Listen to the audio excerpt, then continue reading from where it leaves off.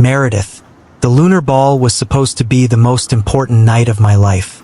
A night of destiny. A night where the moon goddess would finally show me mercy by revealing my mate, binding us together forever. But as I stood at the grand entrance of the Moonstone Pack's glittering ballroom, with the weight of 1,000 stairs pressing down on me, I already knew this night would end in disaster. I could feel it in my bones. You little filth. Don't you dare take off your veil today, even if a knife is put on your neck. Do you understand? My father warned through gritted teeth, in a voice that only I and the rest of our family could hear. And immediately, my attention was pulled back to him.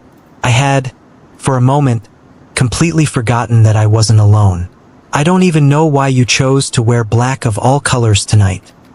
He grunted shortly before snapping his gaze to my mother, who was standing right beside him. Didn't anyone see her before leaving the house? Darling, she is free to wear whatever she wants. It's not like she is going to sit with us. Mum's gaze flicked to me briefly. No one has to identify her with us tonight. My father gave one last disgusted look at me before stepping inside the ballroom.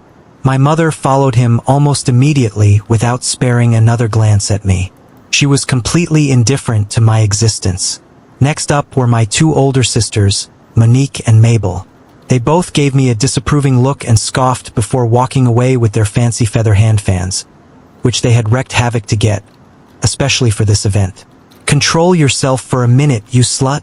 My older brother, Gary, suddenly barked in my ears, causing me to flinch and the hairs on the back of my neck to stand up. I had no idea when he came up behind me. I didn't know parking a car could be this fast. I can smell your disgusting pheromones from miles away, he sneered before stepping away from me. I quickly lowered my head, avoiding his gaze as the loud pumping sound of my own blood filled my ears. I was that afraid of Gary because of the ways he punished me, and I wasn't about to let him slap me in front of the 1,000 pairs of eyes waiting for my moment of ridicule because my own brother was capable of that. Fortunately, my fear vanished a few seconds later after Gary concluded I wasn't worth his precious time on such an important night and walked away, leaving me behind, alone and in peace. The air in the room was thick with the scent of floral perfumes, champagne, and lingering light pheromones as unmated werewolves searched the crowd, waiting for the fated pull of their mates. But I felt nothing other than my own pheromones dealing me with blows, minute after minute. No pull, no surge of warmth. No instinct whispered that my other half was near, because I had no wolf, because I was cursed, because the lunar curse had stolen my bond before I ever had a chance to feel it. And yet, even without the mate bond, I already knew who my mate was. Mark Harris, future beta of our Moonstone Pack. I had overheard the whispers weeks ago in the academy halls, my classmates pitying me behind my back, saying how tragic my situation was, and how I was going to be rejected. Regardless, I inhaled sharply, praying, begging, that this would be my chance to start over as I cautiously walked into the room with several pairs of eyes still fixated on me. For 16 years, I had been my family's golden girl, the pride of the Moonstone Pack. Then, the lunar curse appeared, branding me with the crescent-shaped mark on my shoulder and stripping me of my wolf. From that moment on, I had become nothing. Tonight was my last hope. If the moon goddess still had any mercy left for me, my mate would accept me despite my curse. But fate had never been kind to me. I realized that the moment I saw Mark. He stood near the center of the ballroom, dressed in a fine black and silver suit, his arm draped around another woman's waist. She was stunning, blonde, curvy, the kind of woman who never had to beg for attention. My chest tightened painfully. Not because I felt some mate bond pulling me to him, but because I felt something else. A faint, buried instinct. Something deep inside me that wanted to react but couldn't. It was weak, distant, like an echo of a connection that should have been there but wasn't. And for the first time in my life, I wondered, if I hadn't been cursed, would I have felt what everyone else did? Would I have felt warmth instead of this cold emptiness? Would I have been loved instead of abandoned? I guess I would never know, because Mark turned his head, and his blue eyes locked onto mine through the black veil. The second he saw me, his entire body went rigid. His nostrils flared as if he had just caught my scent. His wolf had recognized me, and in that split second, I saw the flicker of devastation in his eyes before he marched straight towards me with the woman he was with. A hush spread through the room. The whispers started. She's his mate. The cursed one? The wolfless freak. No way a future beta would accept someone like her. Just then, Mark stopped in front of me and released the woman he was holding. Looking me straight in the eyes, he snapped with a fierce gaze, burning a hole through my forehead. God forbid that I marry, mate, or mark a woman like you. The entire ballroom stilled. Every pair of eyes locked onto us. He had said that to everyone's hearing. My chest tightened, my throat burning with humiliation. I lifted my chin, trying to steady my voice. Mark. Before I could say another word, he spoke the words that shattered me. I, future beta Mark Harris of the Moonstone Pack, reject you, Meredith Carter, as my mate. The gasps rippled through the crowd. I felt every stare shift toward me as something deep inside me twisted painfully. Not because the bond was breaking. I had no true bond to break, but because Mark's words made it real. And he wasn't finished yet. New werewolf novel. Claimed by the secret alpha billionaire. Meredith. Gnashing his teeth until the pain from the bond severing was over. Mark's lips twisted into something cruel, and his voice laced with mockery. Did you really think the moon goddess would pair me with someone like you? A cursed, wolfless burden. Laughter rippled through the ballroom. I hadn't expected this. I had been hopeful the moon goddess would finally shine her mercy on me tonight. Instead, look what she did to me. Now, the entire werewolf society knew I was cursed and unwanted. No one would ever accept me. Not even my own family, who were actually the first to reject me. I felt the sting of hot tears, but I refused to let them fall as I watched Mark hold that woman's hand and take a few steps backwards. No, I would not cry. Not in front of these people. Not in front of him. But just as I thought the humiliation and disgrace couldn't get any worse, my pheromones surged. A wild, uncontrollable scent. A sign of a female in distress. Immediately, several men in the room reacted. Some turned their heads sharply, their wolves snarling low in their throats. Others stiffened, pupils dilating as their instincts responded to the scent. A man near the bar exhaled sharply. Another clenched his jaw, gripping his drink tightly. One even took a step toward me before stopping himself. And then the whispers changed. Damn. She smells incredible. That's unnatural. What's wrong with her? Control yourselves. The alpha is watching. I can't believe she has the nerve to release that seductive scent of hers just seconds after being rejected. She is trying to drive all the men in this room wild with those untamed pheromones of hers. What a disgrace to the Moonstone Pack. I would rather remain childless than have a cursed child like Meredith. My heart goes out to the Carter family. They are the ones feeling the heat of her disgraceful acts. Panic surged in my chest. No, not now. I reached for my perfume bottle in my clutch, desperate to mask the scent that drove men wild. But before I could move, a cruel hand ripped my veil from my head. Gasps of shock rang out. Cold air rushed against my scarred cheek. A jagged, ugly scar that marred my once beautiful face was on full display. I barely had time to react before someone sneered, loud enough for the entire ballroom to hear. Horny whore. Laughter erupted like a wildfire, sharp and suffocating. The sound stabbed through me, each chuckle cutting deeper than the last. How dare you try to seduce men with a face like that? Cora, the daughter to Alpha Aiden of the Nightshade clan, my worst nightmare when we were still in college, questioned with venom dripping in her tone as she came to stand in front of me. She was the one who took off my veil, and now she looked mad because my ugly scar got me the attention of men she could never have. I felt bare, disoriented, and vulnerable without my veil. My breath hitched as mild panic attacks set in, but Cora wouldn't let me go. Not so easily. She had to make sure I drowned in humiliation. More than I had ever known since the night the lunar curse marked me. Cora jabbed a finger through my left chest and, when I didn't answer her question, instead turned to walk away after I had found the courage. Just as I bent down to pick up my veil, she pushed me from behind forcefully, and the next second, I saw myself staggering before sliding to the tiled floor without reservation. A gasp of pain escaped my lips as my hip bones struck against the hard floor. Then, the mockery, finger-pointing, and disdain from the crowd that had gathered around me fired off like a rocket without warning. Tears burned at the edges of my vision, but I refused to let them fall. Not for them. Not for this pack that had already abandoned me. One day they will regret this. Then, out from the corner of my eyes, I saw my father clench his fists by his sides from across the room. He watched me get humiliated in front of 100 pairs of eyes. And to my surprise, he started taking quick steps towards me. He was coming to my rescue, not because he had any atom of love left for me, but because he was the current beta of our Moonstone pack and I was his daughter. Being disgraced and scorned out in the open by others was like a slap to his face and a threat to his position. But suddenly, my brother Gary appeared from nowhere and quickly grabbed his arm, stopping him in his tracks. My father's brows furrowed as his gaze shifted to Gary, silently demanding an explanation, but all he could do was shake his head and mouth. "Don't go, father." He was telling our father to overlook me, his baby sister, who was being bullied by others in the middle of the lunar ball.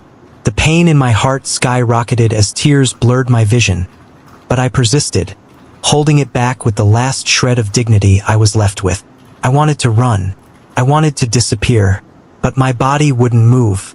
In the midst of my shame, pain and raging pheromones, my breathing seized momentarily as the world blurred around me. And then suddenly, a new scent filled the air. Not just any scent, but one with power, strength, and command. The kind of scent that made wolves stop breathing. That made alphas lower their heads in instinctive submission. The entire ballroom fell silent, and a deep, cold voice sliced through the air. "What the hell is going on here?" My heart stilled. Cora's smirk fell. The crowd parted instantly, and then I saw him, Draven Outrun, the alpha of the Mystic Furs, the future king of werewolves, and the most dangerous man in this room. His broad frame was dressed in a dark, perfectly tailored suit, his golden eyes scanning the scene with icy detachment. Then those golden eyes landed on me. Everything stopped, including time. My pheromones, the ones I had never been able to control, suddenly vanished. Like someone had put out a fire, like they had submitted. Just then, Alpha Draven started making his way towards me, and my breathing faltered. I forgot to breathe. New werewolf novel. Claimed by the secret alpha billionaire.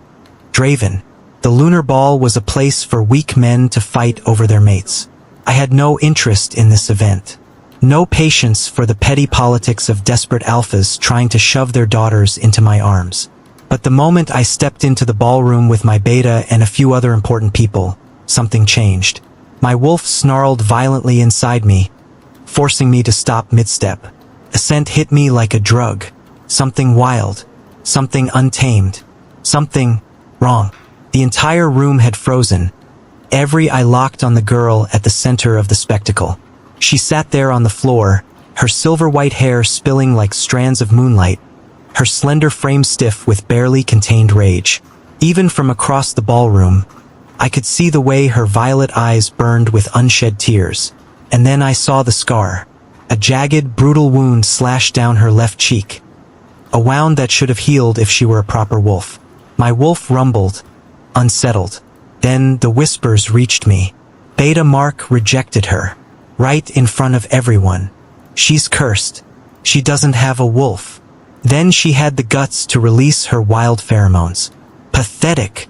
My gaze returned to the girl, Meredith Carter. And then I realized something else. Her pheromones, which had been spilling wildly just moments ago, suddenly vanished like someone had flipped a switch. That shouldn't be possible. I took another step forward, locking eyes with her.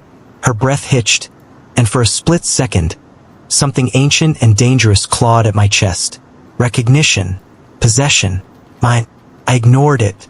I ignored the way her scent curled in my lungs. The way my entire body tensed as if preparing for war. I completely ignored the woman in front of her and focused on the fool standing to her right. Mark Harris, the future beta of Moonstone Pack. A man I had no respect for. He stood there, smirking. His posture relaxed as if he hadn't just humiliated his fated mate in front of a room full of wolves. I could end him in seconds. I considered it. Instead, I let my power roll off me in waves as I took steps forward. What the hell is going on there? The laughter immediately died. Wolves lowered their heads, instinctively bowing. And Mark, to his credit, stiffened but didn't kneel. Brave, but stupid. I stopped just a few feet away. Meredith, the cursed girl, stared at me. Her hands curled into fists, bracing herself for another attack as she finally got on her feet, wincing in pain. She didn't lower her gaze. Interesting. Mark Harris. My voice was cold, sharp as a blade. Do you reject her? Mark smirked. I already did, Alpha. My wolf snarled. Wrong answer. I barely contained the urge to crush the bastard's throat between my fingers. Instead, I turned back to Meredith. She was now standing tall despite everything. The entire room expected me to turn away, to ignore her like the rest. They were fools. I saw what they refused to see. The force curled beneath her skin, the rage simmering in her veins. She wasn't weak. She was caged. And if there was one thing I knew, it was that caged creatures were the most dangerous. So I made my decision, and I burned the entire ballroom down with my next words. Then I will take her. Silence. Absolute, stunned silence. Meredith's breath caught. Mark blinked, his smirk dropping. What? I barely spared him a glance. You rejected her, I said simply. She belonged to no one, which means she belongs to me now. A gasp rippled through the crowd. I stepped closer to Meredith, watching her body go rigid. I expected fear, but I got fire. Her violet eyes blazed with defiance. I am not some object to be passed around, she suddenly spoke, meeting my gaze head-on. The room went still. Interesting. For the first time in years, I felt the corner of my mouth twitch in amusement. Oh, little wolf, you have no idea what you are. But I didn't say that. I reached forward, slow enough for her to jerk away if she wanted. But she didn't move. Good. I took the shredded remains of her veil from the floor. Gently, I lifted it, covering her face once more, shielding her from their stares. Then I spoke. Tomorrow I will take you. In 2 days you will be my wife, I stated, leaving no room for negotiation. Another shockwave rolled through the room. Mark's expression twisted with disbelief. You're joking. I turned my gaze back to him, my power rolling off me in waves. Do I look like I joke? Mark paled, stepping back. The message was clear. I was claiming Meredith and no one would stop me. A gasp rippled through the crowd. No one moved. No one breathed. Then, the next second, the room exploded with murmurs, gasps, and hushed arguments. I expected it, welcomed it even. Werewolves had their precious hierarchy, their obsession with bloodlines and ranks. A beta rejecting his mate was unfortunate. But an alpha claiming a wolfless, cursed woman? Unacceptable. I let the noise build for a few moments, letting the weight of my words settle like a boulder on their chests. Just as the whispers exploded into chaos, another voice cut through the tension. Draven. I turned my head slightly as my childhood friend, Wanda Fellows, stepped forward. Her red gown shimmered under the chandeliers, her green eyes sharp as they met mine with barely concealed outrage. Unlike the others, she did not cower. Wanda had always carried herself with control, always calculated in her words. But tonight was no different. Are you certain about this? Her voice was low, careful. Not a challenge, just a question. I held her gaze. You disapprove? I questioned the wisdom of this choice. Her attention flickered to Meredith, who stood beside me, silent but tense. This woman is cursed. She has no wolf and she has no strength. Her pheromones are wild and unnatural. And look at her. She gestured toward Meredith with an exaggerated sigh. She carries a scar that will forever stain her face. Is that the Luna you want standing beside you? Is that the queen you want to present to our people? You need a Luna who will elevate you. Not weaken me. That's what she wanted to say. I cut her off, my eyes fixed on her. And you believe she weakens me? There was a brief hesitation. Then, quietly, she replied, I believe you should be careful. We stared at each other for a moment. Wanda was not my enemy, but she would never understand this. I gave her a slight nod, acknowledgement but not agreement. She exhaled softly and stepped back. I hope you know what you're doing. So do I, Wanda. Before I could speak again, another voice cut through the air. Draven. I already knew who it was. I turned to see Randall Outrun, my father. He moved through the crowd like a man still accustomed to power. Every step measured, every glance sharp. When our eyes met, I saw no anger, only disappointment. What are you doing? His voice was smooth, unreadable. I rolled my shoulders, claiming my wife. His gaze flicked to Meredith, then back to me. You could have chosen any woman here, any strong, capable female worthy of a king's side. And yet, I had chosen the most dangerous option. He exhaled slowly, his tone edged with finality. Draven, this is your last chance. You must leave this ball with a wife. I gave you that ultimatum, and I expect you to make a choice worthy of our bloodline. I smiled. Then you should be pleased, father. I have chosen. My father's jaw ticked. He had expected me to bend. I never had before, and I would not start now. I turned to Meredith. She was angry, confused, furious. She didn't want me. That was fine because the moment I looked at her tonight, the moment my wolf had recognized something within her, she was already mine. New werewolf novel. Claimed by the secret alpha billionaire. Meredith. Couldn't feel my body. Not when I walked out of the ballroom, flanked by my family like a prisoner. Not when the murmurs of wolves trailed behind me, thick with shock, disgust, and morbid curiosity. And certainly not when my father's grip tightened around my arm.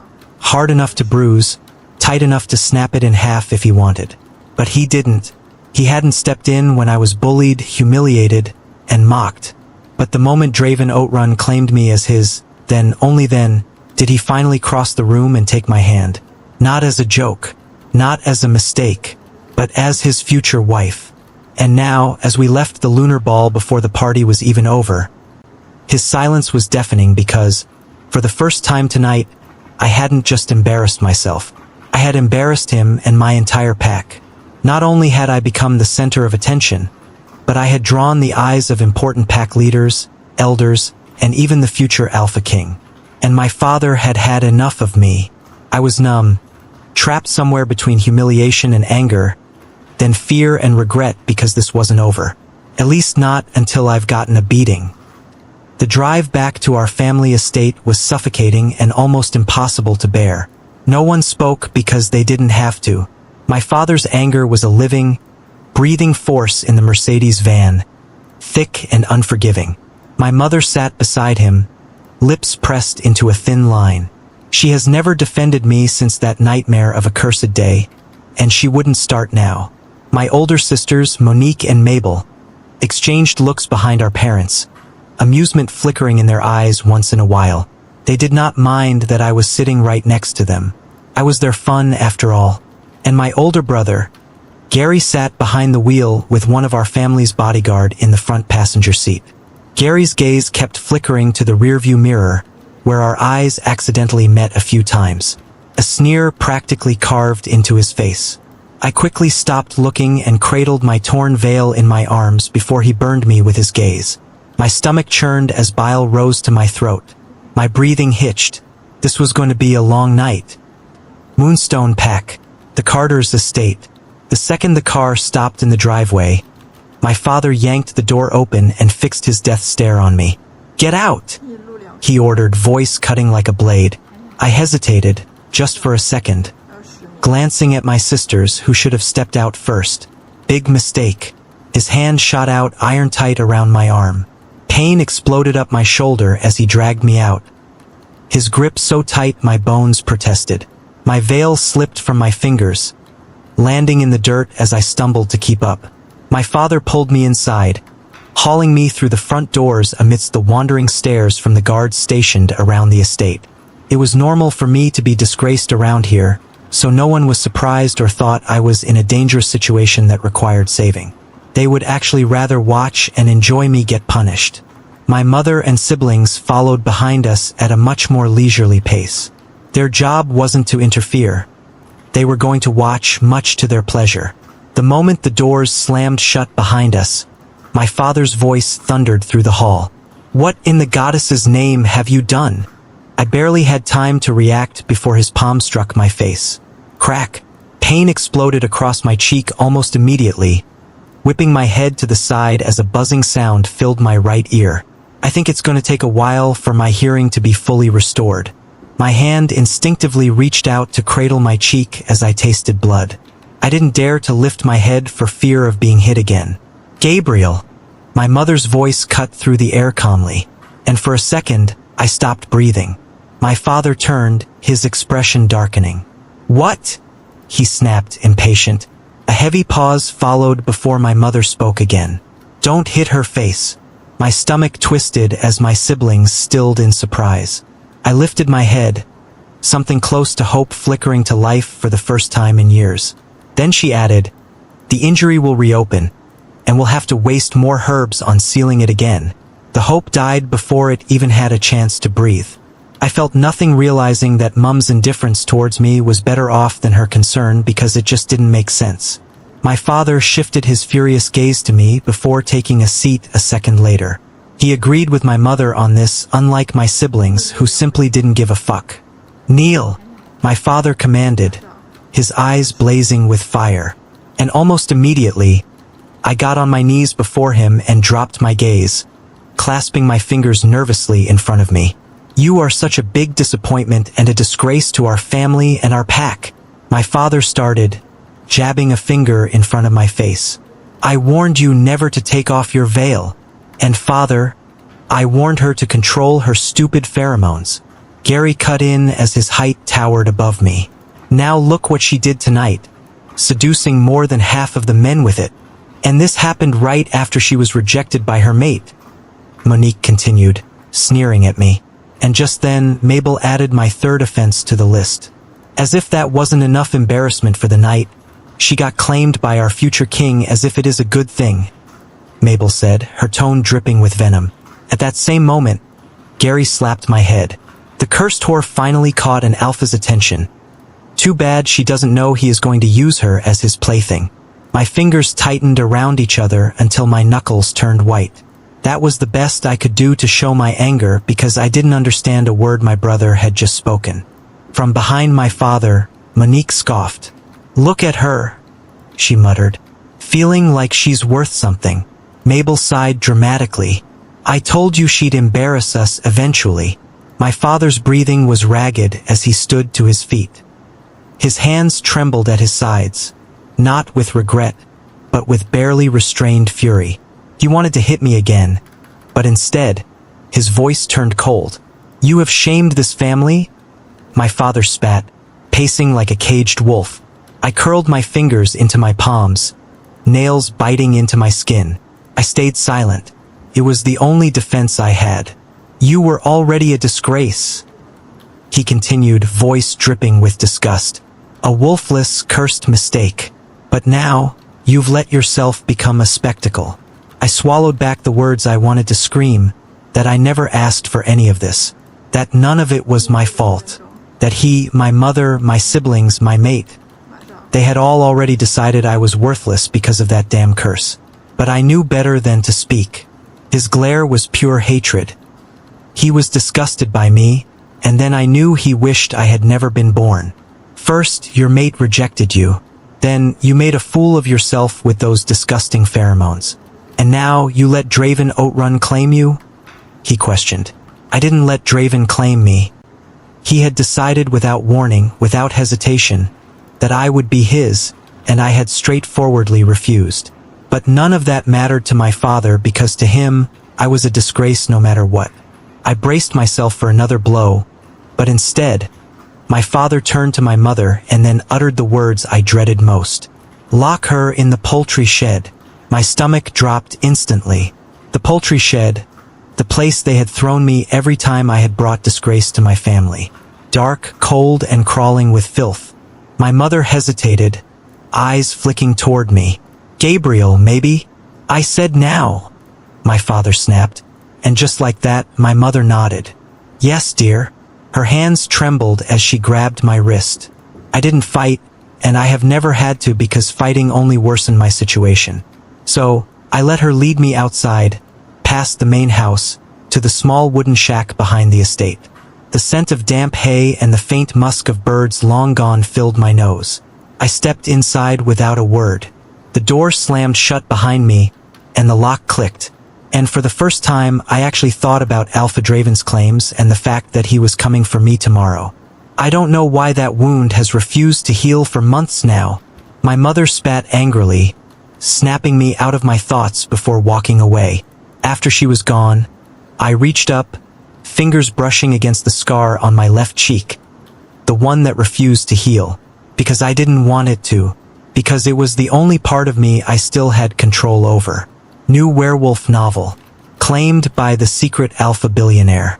Draven. The Carter estate was less than impressive. As the beta of the Moonstone Pack, Gabriel Carter had built a reputation as a refined leader, a man of calculated strategies. But standing in his poorly managed courtyard, I saw nothing but mediocrity. The stench of decay lingered in the air, and the guards at the gate were unfocused and undisciplined.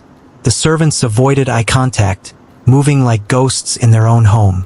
Weak, all of them, and yet, Gabriel had the audacity to stand before me now, shoulders squared, gaze unflinching, his expression barely masking his irritation. Alpha Draven.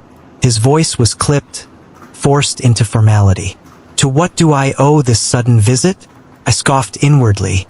He was pretending he knew nothing. As I announced at the lunar ball last night, I said, my tone smooth but firm, "I've come to take Meredith to be my wife." Gabriel's lips pressed into a thin line. "You must be mistaken." A bold response. A dangerous one. Out of the corner of my eye, I saw Jeffrey Allen, my beta, tense beside me. His sharp gaze flickered between Gabriel and me, his anger radiating like a slow-burning fire. "Beta Gabriel," Jeffrey said, his voice edged with irritation. "Are you not going to offer us a seat?" Gabriel turned his cold gaze on him. "My apologies for not being a good host." He didn't mean a single word. Then, looking back at me, he added, "I wasn't informed of your visit." So that was his excuse for his lack of hospitality. In other sense, he was asking us to endure his insolence. I said nothing to that. I didn't need his approval, nor did I care for his pathetic attempt at challenging my authority. Gabriel had not welcomed me and my entourage into his home. Not that I cared, but courtesy was something a man like him should know and extend. It was obvious he wasn't going to offer me any seat either, and that was fine. I wasn't planning to stay. If Gabriel thought a lack of welcome would deter me, he had gravely miscalculated. I let my power roll off me in slow, unmistakable waves. It was a warning, a reminder, a test. At that moment, his wife and 3 older children hurried out of the house, their expressions taut with unease. "Would you do me the honor of bringing Meredith to me, or should I find her myself?" My voice was calm and devoid of warmth as I offered options. Gabriel's jaw tightened. "Alpha Draven, you have no right to come to my home and demand my daughter," he declared, and meant it. "And yet, here I stand," I countered, unmoved. His gaze darkened with defiance at my comment. "Even if you asked the proper way," he continued, voice low with warning, "I wouldn't give her to you." Gabriel should understand that I had left my men at the gates out of courtesy and walked in with only my beta. Therefore, the earlier he understood that I was going to leave with his daughter, Meredith, and no one would stop me, the more time he would save. Gabriel's wife, Margareth Carter, stiffened beside him. Her fingers twitched, brushing the hem of his sleeve. A subtle gesture, a silent warning. She feared me, smart woman, but her husband ignored her. "Now that I have made my stance clear, please be on your way, Alpha," Gabriel said with finality as he gestured with his right hand. He was dismissing me. A beta. Dismissing me. Jeffrey inhaled sharply beside me, ready to step forward, to put Gabriel in his place. But I lifted a hand, stopping him. Instead, I spoke, my voice even, slow and dangerous. Beta, heed my command. Jeffrey immediately dropped to one knee. Yes, Alpha. Gather the men. Search the estate. If you have to turn every stone to find my bride, do so. I must not leave the Carter estate and the Moonstone pack without her. The courtyard went still. A sharp inhale came from Margareth. One of Gabriel's daughters paled, hands clenching at her sides. But it was Gabriel's reaction I was waiting for. He snapped. Finally. Alpha Draven. His voice boomed, his body shaking with barely restrained rage. I turned to him slowly, my golden gaze cold and unyielding. Beta, I said, my tone clipped. You will say my name with respect. The entire courtyard was watching, waiting. Gabriel's pride warred with logic. He wanted to fight, but he knew he would lose. No matter how daring he was, the consequences of defiling his future king was not worth it. He could never bear it. Jeffrey rose to his feet, already turning to carry out my command when, "Stop!" Gabriel barked, his voice cracking under the weight of his own fury. Jeffrey halted and then turned to Gabriel, his stance loose but ready for a fight. "If you stopped me, that means you've made a decision," he said to Gabriel smoothly, mocking his hesitation as a way to get back at him for disrespecting me. A heavy silence followed. Margaretha's hands curled into fists. Gabriel's face twisted. Then, with obvious reluctance, he exhaled sharply. "Gary?" he snapped at his son. "Bring Meredith out." Gary's jaw tightened, but he bowed his head slightly. "Yes, father." Then his gaze flickered toward me, burning with resentment. He had the same temper as his father. He was angry at me for whatever reasons best known to him. I didn't care.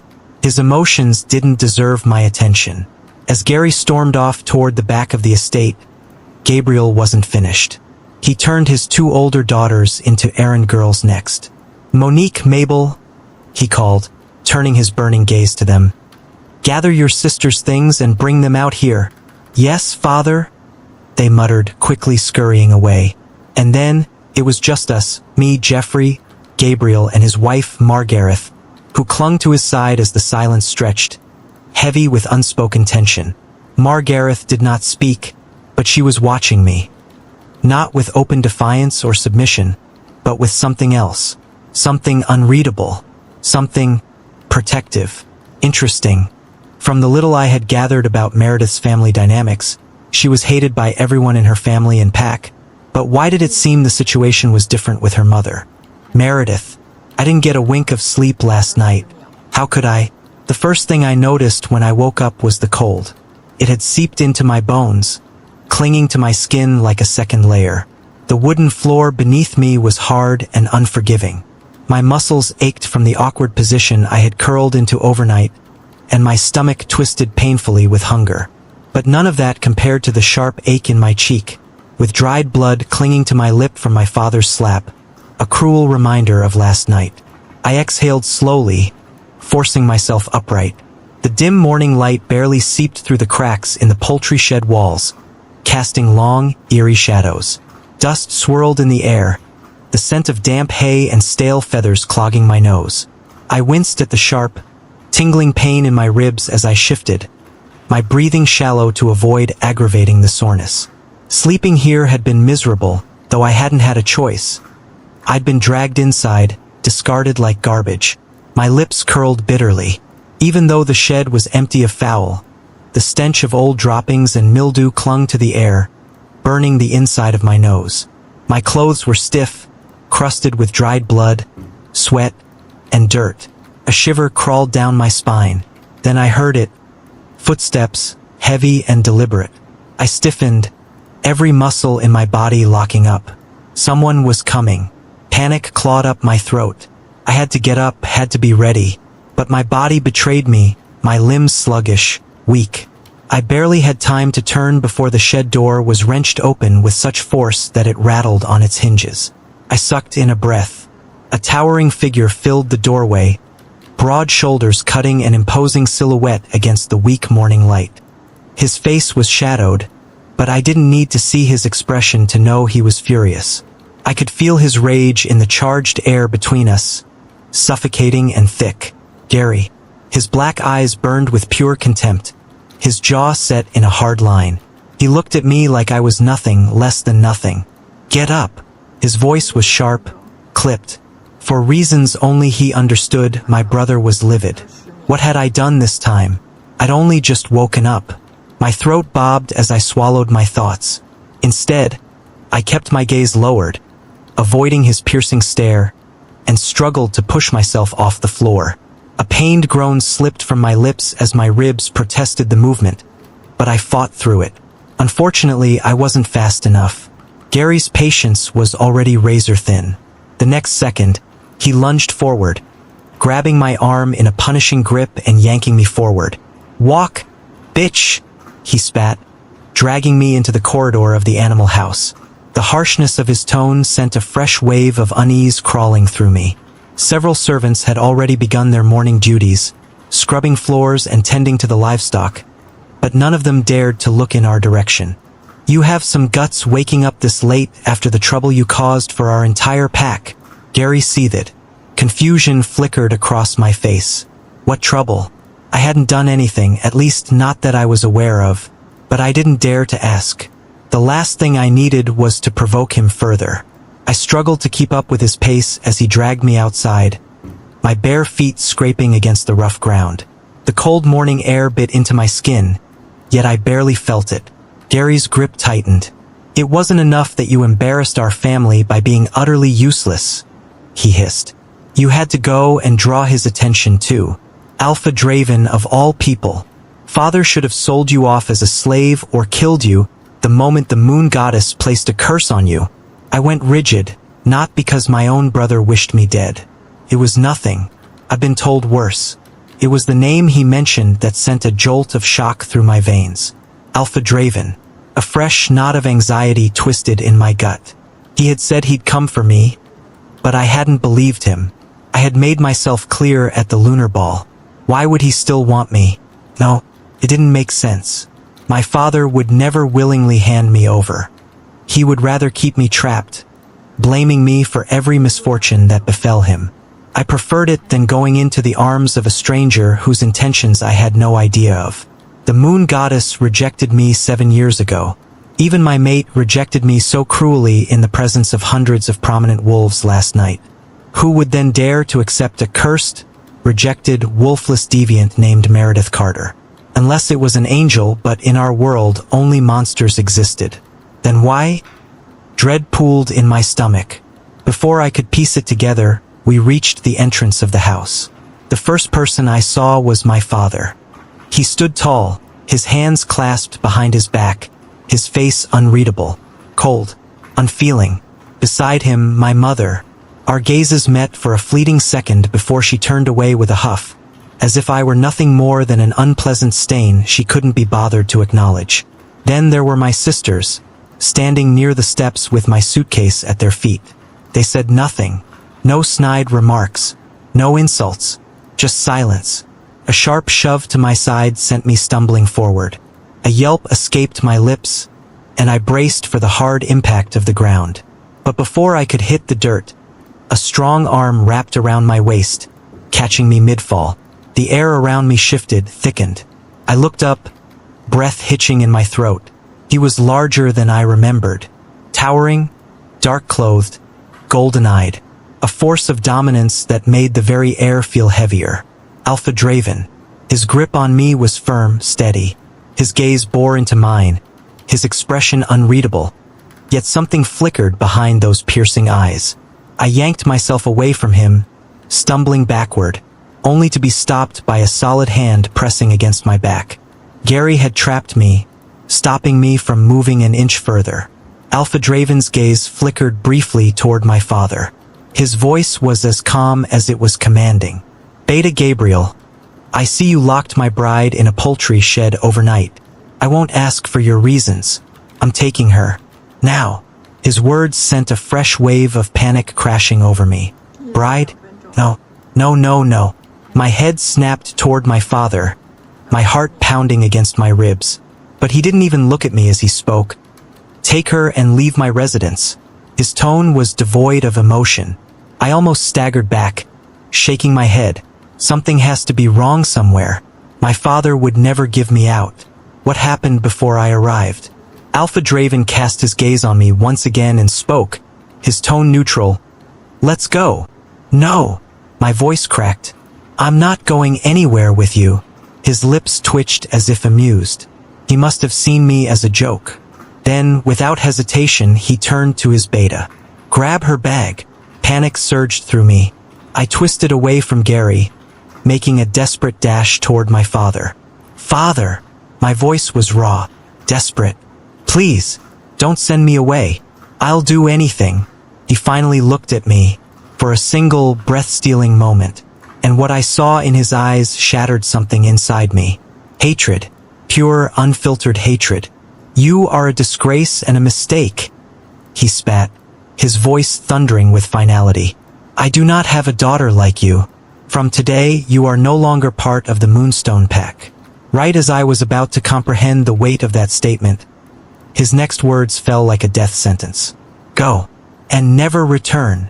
Meredith, you will bring your family to Mystic Firs in time for the wedding tomorrow, Draven said to my father, his tone final. I don't care for your approval.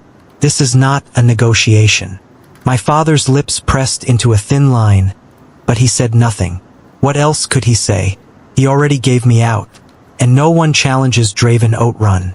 A sharp gasp left my throat as Draven grabbed my arm and led me away from my parents and siblings, who didn't dare to breathe another word to him. The ride to Mystic Firs was a quiet one, but not peaceful. The tension sat thick in the car, pressing against my chest with every passing mile. I sat stiffly, as far from Draven as the limited space would allow, my fingers clenched tightly in my lap. The cold glass window was my only comfort, though it did little to stop the storm raging inside me. I replayed my father's last words over and over in my mind. I still can't believe he sent me away with a stranger and banished me from our pack. My pack, because of my stupid pheromones, which had now stopped oozing after landing me unwanted attention. The memory was still raw, still fresh, an open wound that refused to stop bleeding. And now I was here, trapped in a stranger's car, being driven to a place I knew nothing about. Pack that wasn't mine. A home that wasn't mine. I wasn't sure what awaited me, but the sinking feeling in my stomach told me it wouldn't be good. I was a curse who invariably attracted attention wherever I went. When the line of cars finally pulled into Mystic Firs territory, my breath caught in my throat. The sheer size of it was intimidating. Unlike Moonstone Pack, where most homes were simple and uniform, this place was grand and regal, built for warriors and leaders alike. The towering castle loomed in the distance, its stone walls and sharp spires exuding power. Even from within the car, I could see the way the people moved. Efficient, purposeful, disciplined. They had been waiting for their alpha's return, standing in formation near the entrance like soldiers. But the moment the cars rolled to a stop and we stepped out, all eyes turned to me. I stiffened. The warriors and pack members greeted Draven first, bowing respectfully. Then they acknowledged his beta, who I've learned was called Jeffrey, with equal reverence. But when it came to me, their gazes darkened. Judgment, suspicion, contempt. It was everywhere. Not a single word of welcome was spoken. Not even a curious glance. It was pure rejection. I swallowed hard, feeling my throat tighten. I shouldn't have been surprised. I was a curse, wasn't I? A mistake from the moon goddess. The weight of their stares was suffocating. I wanted distance from Draven, yet my feet betrayed me. I instinctively moved closer to him, letting his large frame serve as a shield against the hostility radiating from the crowd. I hated myself for it. Draven said nothing as he led the way toward the castle's entrance, his long strides confident, commanding. I forced myself to follow, ignoring the murmurs that buzzed like angry wasps behind me. As we approached the massive doors, a man dressed in a fine suit and with an air of authority stepped forward. A gamma, or perhaps the head butler. Whoever he was, his back was ramrod straight as he dipped into a deep bow before Draven. "My alpha," he greeted smoothly. Then he turned slightly to Jeffrey and offered a polite nod. "Beta Jeffrey." His gaze never flickered toward me. It was as if I didn't exist. I clenched my fists, a sharp pang of humiliation shooting through me. The rejection was swift and effortless, as if I wasn't even worth acknowledging. "Everything has been prepared," the man continued, addressing Draven. "Including the room." "The room?" A prickle of unease ran down my spine. What are they talking about? Before I could ask, Draven turned and strode inside. His posture relaxed, utterly unfazed by the tension around us. I hesitated for a moment, then forced myself to follow while looking for an opportunity to speak up. The grand entrance of the castle swallowed me whole, its high ceilings and intricate stonework making me feel even smaller than I already did. Jeffrey and the other man walked behind us, their steps echoing against the polished floors. The weight on my chest grew heavier with every step. I couldn't take it anymore. "I want my own room." My voice came out sharper than I intended, but I didn't regret it. Draven stopped mid-step. Slowly, he turned to face me, one dark brow arching. I lifted my chin, willing my voice to remain steady. "I won't be sharing your bed." His golden eyes gleamed, a smirk curling at the edge of his lips. He studied me for a long moment before speaking. "You assume I want you in my bed, little wolf?" His smirk deepened, but his eyes were unreadable. "You'll sleep where I decide. Let's see if you like my generosity." There was something almost amused in his tone, and it sent a ripple of unease down my spine. His gaze flickered toward the man beside Jeffrey. "Move her to the guest wing." I blinked, my heart stuttering. The guest wing? That was a small victory, but I wasn't stupid. A gilded cage was still a cage, and I had no intention of staying in it. "One more thing." Draven suddenly halted in his steps and turned to me, seeming to have remembered something. "It would be stupid of you to try to escape from my fortress. My men have a kill-on-sight order on you, so don't waste your time." "What?" The weight of his words settled deep in my bones, cold and inescapable. I hadn't even crafted an escape plan, yet he had already placed a bounty on my head. Draven's voice cut through my thoughts, adding one last warning. "Be on time for dinner tonight. I don't like waiting." Then he was gone, disappearing down the hall with his beta as if he hadn't just upended my world. I stood there, breath uneven, hands trembling, trapped in this place, under his rule. New werewolf novel, claimed by the secret alpha billionaire. "Meredith, this way," the butler said. His voice clipped as he gestured toward the left and started walking. I forced my legs to move. Each step was heavy, and each turn made my head spin. The Mystic Firs estate was enormous. A labyrinth of cold stone corridors, towering archways, and endless staircases. Unlike the Moonstone Pack, where homes were built for comfort, this place was built to intimidate. The walls loomed over me, lined with gold sconces and dark tapestries, each embroidered with the sigil of the Outrun family. A black wolf beneath a full moon. The air smelled of pinewood and something richer beneath, a scent of dominance and power. By the time we reached the guest wing, my body was screaming in protest. My legs wobbled from exhaustion, and my stomach twisted with hunger. The butler finally stopped in front of a large wooden double door. He reached for a ring of keys at his belt, flipping through them before unlocking it. The heavy door groaned as it swung open. "This will be your room from now on," he said stiffly, stepping aside. His tone was mechanical, void of warmth. "Your belongings will be brought in shortly. Someone will come to attend to you soon." I parted my lips, wanting to ask, "Who? What am I supposed to do next?" But before I could get a word out, he turned sharply and walked away, disappearing down the hall. No instructions. No explanations. I let out a slow breath and stepped inside the room. It was surprisingly decent, larger than the cramped room I had in my father's house. A four-poster bed sat against the far wall, covered in fine sheets. A large wooden wardrobe stood beside it. A simple vanity table rested near the arched window. Minimal but comfortable. But it didn't matter. This wasn't my home. A sharp knock sounded at the door. Before I could answer, the door creaked open, and a male servant stepped inside, dragging my luggage behind him. He didn't speak, didn't glance at me, just dropped my things by the door and walked out. I clenched my jaw, wondering if I was invincible. Shaking off the irritation, I rushed toward my bag, fingers gripping the handle. I pulled it towards the bed and had just sat down to unzip it when the door burst open again.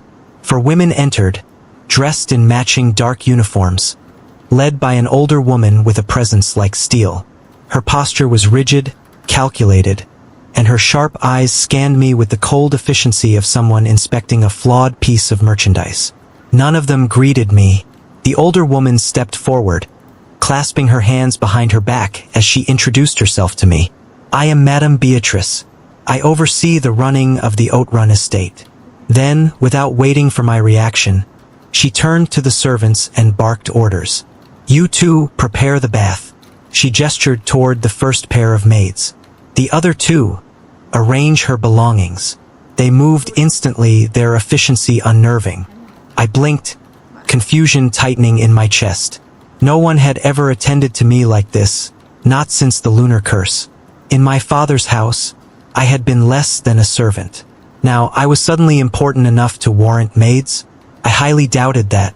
Madame Beatrice turned back to me, her face impassive. It is time for your bath. Her gaze flickered over me, critical and unimpressed. Strip. I stiffened at her commands. My fingers instinctively clutched the fabric of my ruined dress. I can wash myself. A tense silence followed. Then, with a flick of her gaze, 2 maids suddenly stepped forward, their grip firm as they grabbed my arms. Instinct, panic, and rage surged through my bloodstream. Let me go! I jerked against them, but they held me in place. Madame Beatrice simply sighed. You reek, young lady, she said bluntly, and stray dogs are not allowed in the Outrun estate. Stray dog? She just called me a stray dog? A hot wave of humiliation and fury slammed into me. Without a care in the world, Madame Beatrice tilted her head toward the vanity mirror. See for yourself. I didn't want to look, but I did, and my stomach dropped. My once silver hair was tangled and dull, my face smeared with dirt and dried blood, my dress torn and stained, and my bare feet caked with dust and filth. I looked like a beggar. No wonder they all stared at me with disgust. For a fleeting moment, I wondered, how did Draven even tolerate sitting next to me in the car? He couldn't have had it easier. Then, irritation prickled my skin. Serves him right. I understood now. My appearance wasn't just an insult to me, it was an insult to Draven. And his people knew it. I exhaled sharply. Fine. I wouldn't argue about being helped with a bath. Not because I agreed, but because I was too tired to resist. The maids led me toward the bathroom. A copper tub of steaming water awaited. The bath wasn't kindness. It was correction. When they stripped me, I clenched my teeth, swallowing the humiliation. When they scrubbed my skin raw without mercy, I winced, but I didn't complain. And when they combed my hair, pulled at the knots, I bit my lip and let them because resistance would only make it worse. I was new here and still needed to put up with a lot until I have fully adjusted. Finally, they dressed me in a simple white gown from my closet. Madame Beatrice watched silently before finally speaking. You will learn our ways, she said. Forget whatever you were taught in Moonstone. This is Mystic Firs now. I said nothing. Don't wander around the estate alone. Then she stepped closer as if to make her instructions clear. You will also remember to respect Alpha Draven.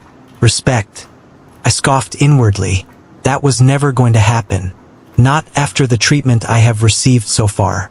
Next, they measured me for the wedding dress as took note of the pointers from Madame Beatrice on a paper. Madame Beatrice equally ordered that a white hat veil be made to cover my face because of the scar, before giving out an instruction for a doctor to examine my face after the wedding. I wasn't concerned with her interest over healing my scar because I had no intention of using whatever ointment they gave me. Finally, Madame Beatrice clapped her hands. Time for dinner. She pressed a small scented pouch into my palm. You will carry this at all times, she instructed. I was too exhausted to argue, but the final blow? After dragging myself through endless hallways and staircases to the dining room, I arrived, only to find Draven absent. Yet I was forced to wait, because no one could eat until the Alpha arrived. 30 minutes later, he never showed. Then a servant finally informed me he wouldn't be coming anymore. No apology, no explanation. My stomach growled painfully, and my fists clenched. I had no doubts that Draven had done this on purpose to teach me a lesson. Ruthless bastard. Draven. Wedding day. Alpha.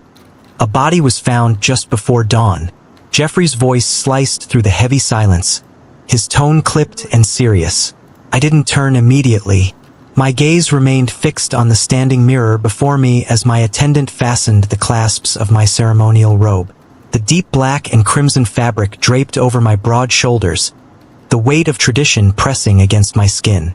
Jeffrey stepped further into the chamber, his reflection appearing in the mirror. Another werewolf. Same method. The heart was taken. My fingers stilled against the fabric. A slow, simmering rage coiled in my chest. I finally turned, my golden eyes snapping to Jeffrey's. Where? Jeffrey pulled a folder from his coat, flipping it open. In the main city, near the merchant quarter. He handed me a photograph. The image was gruesome. Clean, precise kill. No signs of struggle. The victim's chest cavity was ripped open with brutal efficiency. The heart completely missing. This wasn't random. It was deliberate. And the message? Unclear but dangerous nonetheless. My jaw tightened as I handed the photo back. My brother. He's reinforced the city patrols but is requesting further orders. I exhaled slowly. Tell him to double security and begin a full-scale investigation. Jeffrey nodded. And us? We returned to the city in 2 days. Jeffrey bowed in acknowledgement. But just as he turned to leave, I spoke again. What about Meredith? Jeffrey hesitated briefly before answering. Madame Beatrice is preparing her now. I gave a curt nod and turned back to the mirror. Last night, I had left her waiting at dinner. It hadn't been intentional. I had simply lost track of time during a strategy meeting with my warriors. By the time Jeffrey reminded me, it was too late. Did she sit there waiting? Did she fume in silence? Or did she curse my name under her breath? I almost smirked because Meredith from Moonstone wasn't a timid little thing. She was mouthy and sharp-tongued when she wanted to be. But then, I recalled the state I found her in yesterday. Gary had dragged her out of the poultry shed like an animal. She was filthy and disheveled and reeked of poultry and dirt. For a brief second, my wolf had snarled, baring its teeth in silent outrage. Not at Meredith, but at them. She had stood there in front of me, trembling, yet still holding her chin up. No weeping, no begging. She had refused to come with me and instead made her demands. I had given her an order. Her father had cast her out. And still she tried to fight me. A slow smirk curled at the corner of my lips. She had fought me over the room, too. She had demanded her own space, as if I had ever planned to share mine with her. So, I let her have her distance. I had given her exactly what she wanted, a room far away, buried in the maze of staircases and corridors. Had she learned her lesson after climbing all those stairs last night? Maybe now she understood I don't negotiate. Command. Done, my alpha. My attendant took a step back, retrieving a red velvet box from the table. He opened it, revealing a golden crest bearing the emblem of my bloodline. With careful hands, he pinned it to the left side of my chest, followed by other ceremonial accessories. Something was off. I frowned, adjusting the crest slightly. It slanted. The attendant paled. Apologies, my alpha. I'll fix it immediately. As he hurried to correct it, the door swung open. I didn't need to turn to know who had entered. Randall Outrun, my father. His presence filled the room before he even spoke. Commanding, overbearing, relentless. Beside him walked Oscar Elrod, my trusted advisor and closest ally. Unlike my father, Oscar was calm and methodical. He spoke only when necessary, but when he did, his words carried weight. I already knew why my father was here. Draven. My father's voice was sharp. Call off this wedding. I sighed, barely concealing my annoyance. We've had this conversation already. That's because you have refused to listen. He took a step forward, his dark eyes narrowing. The council elders are against this. They see Meredith as a threat. A slow blink. Do they? They do not support this union and will do anything to eliminate her. My father pressed. So it had already begun. I wasn't surprised. The council elders were predictable, power-hungry fools, and I was prepared for them. Then she will have to survive, I said simply. And I don't need their support. My father's nostrils flared. Draven, this is madness. What kind of king takes a cursed, wolfless woman as his bride? I slowly turned to face him fully. The kind of king who does not answer to anyone. Power rolled off me, thick and suffocating. It was a warning. My father's jaw ticked. This isn't a joke, Draven. He was losing, and he knew it. The silence stretched out for seconds. Then Oscar finally spoke. You misunderstand, Randall. His voice was controlled and unwavering as he turned to my father. Draven didn't choose Meredith Carter out of emotion. This is a calculated move. My father exhaled sharply. Then enlighten me. Oscar's gaze remained steady. Had Draven chosen a royal alpha's daughter, the others would see it as a power play, a declaration of war. A pause. They will fight for dominance. It will divide the packs, creating internal war. Oscar's eyes flickered toward me. By choosing a powerless, wolfless woman, he prevents that battle. At least for now. The truth was laid bare. This wasn't about Meredith. This was about keeping the werewolf leaders from tearing each other apart. There were 5 major royal packs/clans in our werewolf community, and each pack took turns ruling the tribe on a 5-year term. As the next in line to the throne, some fights were inevitable. My father was silent. His jaw ticked, but I could see the gears turning in his mind. He knew Oscar was right. After a long pause, my father exhaled sharply. I hope you know what you're doing. I met his gaze without hesitation. I always do. Meredith, the morning of my forced wedding arrived too quickly. I had barely slept the night before. My mind had been a storm of rage, humiliation, and helplessness. But none of that mattered now, because it was happening, and there was nothing I could do to stop it. The sun had barely risen when a group of servants led by Madame Beatrice entered my chamber. They moved swiftly, efficiently, wordlessly, as if I were nothing more than a doll they were dressing up for display. A warm bath, drizzled with goat milk and scented with vanilla oil, was prepared for me. I was made to soak in it for 10 minutes before the scrubbing began. Not an inch of my skin was spared, and by the time they were done, I was left with red patches. The pain from climbing hundreds of stairs intensified, along with this fresh batch from having my body scrubbed by iron-fisted hands. The way these people washed my skin made it seem like I had some diseases that had to be scrubbed off. I could understand yesterday's intense scrubbing because I looked like filth, but today, I still can't understand the need for it. I felt violated once again when 2 pairs of hands roamed over every inch of my body, smearing coconut oil on it. No matter how many times I said that I could do it myself, it fell on deaf ears. Fine silk was draped over my body, followed by makeup brushes delivering different colors of powder all over my face. Heavy jewelry, pure gold, encrusted with emeralds, was fastened around my neck. A delicate silver circlet, woven with tiny moonstone gems, was placed in my hair before the white cloud bridal hat was placed over it to cover my face. I stared at my reflection in the mirror. The reflection staring back at me was a stranger. A doll, painted and adorned, shaped into something delicate, something that wasn't me. This was Draven Otran's bride. Madame Beatrice stood at the side and ordered one of the women to try the 3 different bridal shoes on my feet before she finally chose the one made with a white embroidery. You have beautiful feet, she said with a straight face. Before I could even take a steady breath, the doors burst open, an unwelcome presence sweeping in like a cold draft. The servants immediately stiffened. The air grew heavy with tension. Instantly, I turned my gaze to the right, only to see a woman I recognized from the lunar ball walk through the door and towards me. Her green eyes were sharp as they met mine. Her familiar voice, smooth, but now dripping with venom, said, "I see the bride is ready. Miss Fellows."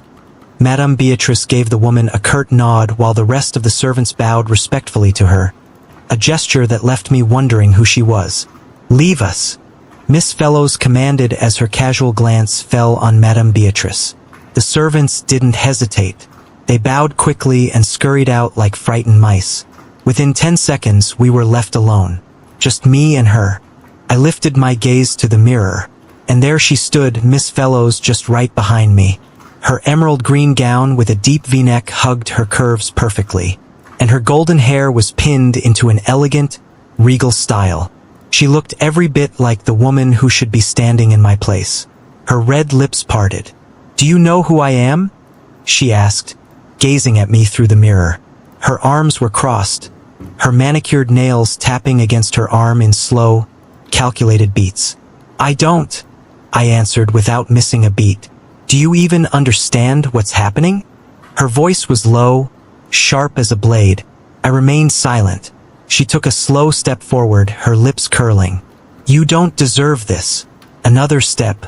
"You don't deserve him, even for a moment." Then she stopped just behind me, placing a hand on the back of my chair, her fingers gripping the carved wood a little too tightly. I met her gaze through the mirror once more, her green eyes burning with something dark. Jealousy, hatred, rage. She hated me, not because of my curse, nor because of my lack of a wolf like I had thought at the lunar ball when she tried to stop Draven from claiming me. For the first time, I realized that this was hatred for who I was about to become, because she had a thing for Draven. "Are you finished?" I asked evenly. Surprise flashed across her eyes, and then her nostrils flared. She was pissed now. "How dare you speak to me in that manner? You are nothing more than a piece in a game of chess. Discardable. Killable." I don't know what came over me, but I found myself replying harshly even when I had no plans of doing that. If I were that easy to kill, I wouldn't still be standing. Miss Fellows stood behind me in stunned silence. She hadn't expected that I would be assertive. The silence stretched between us. Our gazes refused to back down. Finally, Miss Fellows broke the silence as her expression darkened. "Don't ever get the wrong idea. Draven doesn't belong to you. He is mine, and I will make sure you understand that." I exhaled softly, shifting my gaze away. "I wonder if Draven knows he belongs to you," I mumbled, looking lost in thought. The moment the words left my lips, I knew I had struck a nerve. Miss Fellows clenched her hands into fists. For a split second I thought she might hit me, and she almost did. Fortunately, Madame Beatrice came back into the room with the group of servants, interrupting our heated exchange, thus breaking the tense atmosphere. "Miss Fellows, the wedding bells will go off in a few minutes, and we still have some work to do." Miss Fellows withdrew her gaze from Madame Beatrice and cast it on me. "Don't get comfortable, Meredith. One day you'll regret ever stepping foot into this place. And I am Wanda Fellows. Don't ever forget my name," she warned before walking away. But the air was still thick with her anger. I had just made an enemy. New werewolf novel. Claimed by the secret alpha billionaire. Meredith. The scent of jasmine and vanilla filled the air as Madame Beatrice sprayed perfume over me in slow, deliberate motions. The fragrance clung to my skin, a stark contrast to the suffocating weight pressing down on my chest. Everything about me, from my jewelry to my embroidered shoes, screamed elegance. And yet, my palms sweated. I had never felt more like a nervous prisoner. The knock on the door was brief before it swung open. I turned my head, watching as the butler from yesterday stepped in, his posture stiff, before speaking. "Lady Carter and her daughters have arrived," he announced. My heart twisted. Before I could prepare myself, my mother and my sisters stepped into the room. They didn't hesitate to look me over. Monique's sharp eyes flickered over the elaborate embroidery of my gown, the delicate jewels in my hair, and the soft white veil cascading down my shoulders. Then, she smirked as Madame Beatrice and the servant girls nodded politely at my mother. She was the wife to the beta of one of the royal werewolf packs after all. Well, well, Monique mused. Who knew our disgraced, wolfless sister could actually look the part of an alpha's bride? Mabel chuckled, crossing her arms. Not that it will make a difference. Even wrapped in silk, she's still worthless. I swallowed the bitterness creeping up my throat, keeping my gaze impassive. I wouldn't give them the satisfaction of seeing my pain, as I had learned long ago that silence stripped them of their satisfaction. My mother, standing between them, barely glanced at me before exhaling. Meredith, whatever happens today and in the future, do not embarrass our family and our pack. You will stand tall and do what is expected of you. Remember this. I blinked slowly, then asked in a tone devoid of emotion, "Which pack?" My voice was quieter than I intended, but it still held an edge. Father already cast me out. I don't belong to Moonstone Pack anymore. Mabel clicked her tongue, shaking her head. Mum, do you see this? Just one day here, and she's already talking back. Mabel was right. I never talk back to my family. Monique turned to Mabel, smirking. Don't worry, her tongue will be bridled soon enough. A few lessons here, and she'll learn what happens to weaklings like her, who don't know their place. My gaze remained neutral, though my fingers curled into the fabric of my gown. That was when my mother finally turned to face me fully, studying me for a moment before speaking again. I brought you something. I frowned slightly as she stepped aside. From the doorway, another figure entered. A woman, her brown eyes wide with quiet urgency, her dark hair braided neatly over her shoulder. I inhaled sharply. Azul. I am here to serve you, my lady. Azul lowered her head. For a moment, my mind refused to process it. Azul was my maidservant from years ago, the one who had taken care of me when I was still the cherished daughter of the Carter family. The only person who had ever shielded me in that house. The one who had been ripped away from me the day the lunar curse branded me because my father decided that I didn't deserve to be waited upon for being useless. Now, she stood before me, her gaze flickering with emotions she could not express in front of my mother and sisters. She will serve you here, my mother said flatly. You have no one in this place. Consider this a betrothal gift from me. A gift? A war raged inside me. I didn't know what to feel. My mother, the woman who had always been silent in the face of my suffering, had brought back the only person who had ever cared for me. Why? I didn't thank her. I didn't speak at all because I didn't know if this was a twisted act of kindness or another form of control. Before I could sort through my emotions, the sound of bells rang loudly through the estate. The wedding was starting. Madame Beatrice stepped forward, offering my mother and sisters a tight-lipped smile. It's time to escort the bride. My mother didn't say goodbye. My sisters didn't offer a final insult. They simply left with Azul. And then, with Madame Beatrice walking ahead, the servants led me forward. To my fate. Draven. The wind carried the scent of burning cedarwood as I strode down the aisle, the weight of 100 eyes pressing upon me. The wedding was held in the sacred lunar courtyard, an open ceremonial space where only the highest-ranking wolves were wed. A towering stone archway stood behind the altar, engraved with the ancient symbols of the moon goddess. All 5 royal alphas were present. Alpha Magnus of the Moonstone Pack healers. They are good with medicine, herbs, and poison. Alpha Salas of the Bloodfang Pack, the warriors, known as the hunters, protectors, and guardians. Brutal in battle, unmatched in raw strength. They are fast, ruthless, and relentless. Their wolves are as swift as the wind, their attacks unpredictable. Alpha Victor of the Silvercrest Pack engineers, weapon crafters. Alpha Ulrich of the Ashfang Patch, the wealthiest pack. They control trade and resources. And then my father, Randall Outrun, ex-Alpha of the Mystic Furs Pack, the strategist. Cunning and precise, known for unpredictable tactics. Our pack was built on intelligence and careful maneuvering. And above them all, watching from his elevated seat, sat King Alderic, the current werewolf king. I did not miss the disapproving gazes from the council elders, or Meredith's father, Gabriel Carter. His expression was a mask of stone, like he had been forced to attend his own daughter's wedding, which was true. They were all waiting, watching, judging. I took my place at the altar without a care as I waited for my bride. Then finally she appeared. Meredith walked down the aisle alone, her white gown trailing behind her. Her face was hidden beneath the veil, but I could still feel the weight of her stare. Mine, my wolf, Rovan growled in my head, surging forward. Not now, I ordered. She's ours. You must be joking, I said to him. Claim her. Control yourself. I raged. Rovan snarled, resisting. Just then, Meredith reached the altar and stopped beside me. I could hear the subtle hitch in her breath, but she kept her posture straight. The priest stepped forward, his presence commanding. Under the gaze of the moon goddess, we are gathered to witness the sacred union of Alpha Draven Outrun and Meredith Carter.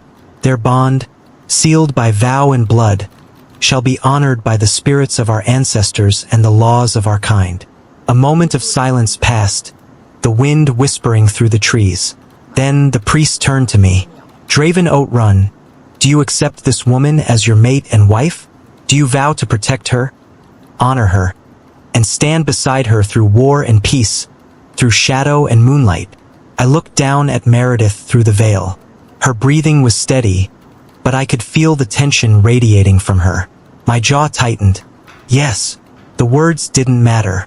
The outcome did. The priest turned to Meredith. Meredith Carter, do you accept this man as your mate and husband? Do you vow to stand beside him, to share his burdens, and to honor the bond of the moon goddess?